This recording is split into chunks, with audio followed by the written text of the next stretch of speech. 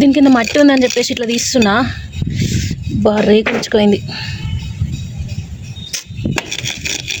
మళ్ళీ వర్షం ఏడ పడుతుందేమో అని తొందరగా ఇదంతా క్లీన్ చేస్తున్నాను అనమాట. అటు సైడ్ క్లీన్ చేసిన. ఆ పాకురు అనేది అట్లానే ఉంటుందండి. మాది ఇంకా బోర్ వాటర్ పడి అక్కడ ఉన్న పాకురు కనిపిస్తుందా, అది కొంచెం ఎండ కొడితే పోతుంది అనుకో. ఇదైతే ఘోరం. ఇంకా ఇగో దాని బ్లడ్ది ఇక్కడ అతుక్కుంది రెడ్గా. చచ్చా చూడండి ఎట్లా తాకిందో, ఎట్లా గీరకపోయింది అక్కడ రేకు. ఇట్లాంటి చిన్న చిన్న దెబ్బలు కామనే, ఇంకా చాలా తగిలినాయి టెర్రస్ గార్డెనింగ్లో. ఈ కుండీలు ఎత్తేటప్పుడు దించేటప్పుడు కాలు మీద పడడం కానీ, ఇట్లా గోరు ఊడిపోవడం కాలిది. పెట్టుకోవాలో తెలీదు. ఇగో ఇది సీతాఫలంది. ఇంకా ఇదే ఇట్లా చూపిద్దామంటే కూడా వీడియో తీస్తలేదు.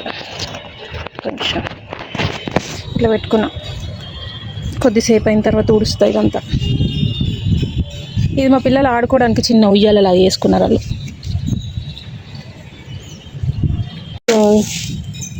వర్షంకి ఇదంతా ఇట్లా అట్టుకట్టినట్టు కట్టిపోయింది. ఊడుస్తున్నా. ఇది ఇట్లానే ఉంది, పసుపు కింద ఉంది. పెట్టుకుందామంటే ఇక కిందికి వెళ్ళినప్పుడు పెట్టుకుంటా.